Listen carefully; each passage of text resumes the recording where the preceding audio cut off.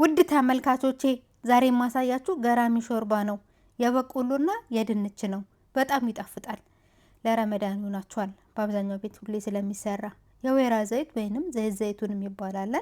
እንዲሁም ደግሞ 2 ራስ ቀይ ሽንኩርት፣ 5 ፍሬ ደግሞ ነጭ ሽንኩርት። ይሄ በቆሎ የተዘጋጀ እንዴት ታሽጎ የሚሸጥ ነው። በዘይት ዘይቱን 5 ፍሬ ነጭ ሽንኩርት ቶም ይባላል። ሽንኩርቱ ደግሞ በሰላህ ማር። ከዛም በኋላ ድንቹን ልጠን ሽንኩርቱንና ነጭ ሽንኩርቱን በዘይት ዘይቱን ካቁላላን በኋላ ድንቹን እንጨምርና ትንሽ ገልብጥ አድርገን በቆሎ ለቅለቅ እናደርገውና ወንፊልት ላይ አድርገን ከዛ በኋላ እንጨምረዋለን። ያን ያህል ማጠብ አይጠበቅባችሁም። የታሸገ ምግብ ስለሆነ ውሃ ለቀቅ ስታደርጉበት አለቀ። ከዛ በኋላ አሁን ቅመማችንን እንጨምራለን። ከቅመማ ቅመም እኔ የተጠቀምኩትኝ በመጀመሪያ የዶሮ መረቅ ካላችሁ ይሄ አያስፈልጋችሁም። ወይም የስጋ መረቅ የምትፈልጉትን የተዘጋጀ መረቅ ካላችሁ ይጠቅማል፣ የበለጠ ታፍጥላችኋል። ስለሌለኝ አንድ መካባት ማጂ የሚሉትን መረቅ ዲጃጅ ወይም የዶሮ መረቅ አደረኩበት። ከዛ በኋላ ቀሪው ቅመም ደግሞ ቀረፋ፣ ቁንደ በርበሬና ፓፕሪካን የጨመርኩበት እንዲሁም ትንሽ ጨው አድርጌያለሁ። ይህ ፓፕሪካ የቀዩ ቃሪያ ፓውደር ማለት ነው። አያቃጥልም። በዚህ አጋጣሚ ፓፕሪካ አያቃጥልም። እዚህ ጋር ደግሞ ቁንደ በርበሬ ወይንም ፍልፍል አስወድ የሚባለው ነው እንጨምርበታለን። በትንሿ ማንኪያ ትንሽ የተጠቀምኩት ማንኪያ በጣም ጥንጥ ስለሆነች ነው 2 ያደረኩት። ይሄ ደግሞ ቀረፋ ፓውደር ነው፣ አተብዙበት ቀረፋ ፓውደርም። ከዛ ጨው ነው፣ ወይ ደግሞ መልህ ይባላል። ከዛ እነዚህን ግብአቶች በመጠቀም ገልበጥ አድርገን 1 ማንኪያ ፍርኖ ዱቄት ወይንም ጣሂነ ረቀም ዋህድ አው አደድ መስታመላት የሚባለው ለሁሉም አይነት ለኬክም ለዳቦም የሚሆን ፍርኖ ዱቄት አለ አይደል? እሱም አለ 1 ማንኪያ እናደርግና ገልበጥ አድርገን የፈላ ውሃ ሙቋ 1 ሊትር የሚሆን ከዛም በላይ ሊሆን ይችላል።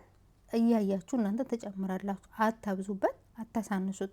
ስታበዙ ሾርባውን ያቀጥንባችኋል። ስታሳንሱት ደግሞ ወፍሩ በክ ይላል። በኋላ ስትጨምሩ ደግሞ ከጣም ውጭ ይሆንባችኋል።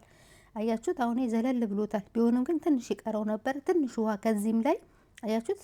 ትንሽ ይታይ ነበር። ከዛ ሲንተከተከም ስለሚቀንስ ትንሽ ጨመራረኩበት። ከደንኩት። መጀመሪያ ይፍላ፣ ሲፈላ ከደንኩት። ሲበስል ከዛን በመፍጫ በጁስ መፍጫ ሊሆን ይችላል፣ በእጅ መበጥበጫ አሁን እንዳያችሁት ሊሆን ይችላል። ፍጩት። አሁን የፈጨውበትን እያያችሁት ብረት በቪዲዮ እሱም መሰላችሁ ትኩስ ሆኖ ይፈጭላችኋል። ችግር የለም። ግን ሌላ የጁስ መፍጫ ከሆነ እነግራችኋለሁ። ቆይ እዚህ ጋር ከፈጨ ነው በኋላ ጣድኩትና ለአንድ ኩባያ ሩብ የጎደለው ነው ኩባያ ያልሞላ ክሬም አጠበህ እናረግበታለን። ሾርቦን ከፈጨም በኋላ ከበሰለ ከተዘጋጀ በኋላ እዚህ ጋር ደግሞ ጆብን አለ። ሺደር መጠቀም ትችላላችሁ። ትንሽዬ አርጉበት መጨረሻ ላይ ማለት ነው፣ ጆብን ሺደር። ከዛን ለምን ሞዞሬላ አይሆንም አርጊበት ስላልወደድኩት ነው ሺደር ያርጉበት ያልኳችሁ። በጁስ መፍጫ ማይካ ነገር ከሆነ መፍጫችሁ በመጀመሪያ ትኩስ ስለማይፈጭ በሱ እስኪቀዘቅዝ ጠብቃችሁ ፍጩ። ጠርሙስ ከሆነ መፍጫው የመሃሏን የክዳኑን መሃሉን አውጡት። ለምን ትኩስ ቢሆንም ወደ ላይ የመከፈት ባህሪ ስላለው ተጠንቀቁ። ትንፋሽ ማግኘት አለበት ሲፈጭ ማለት ነው። ስለዚህ ከቻላችሁ በጁስ መፍጫ ከሆነ መፈጩት ይብረድ። በዚህ ብረት ግን ከሆነ ችግር የለም፣ ትኩሱ መፍጨት ትችላላችሁ።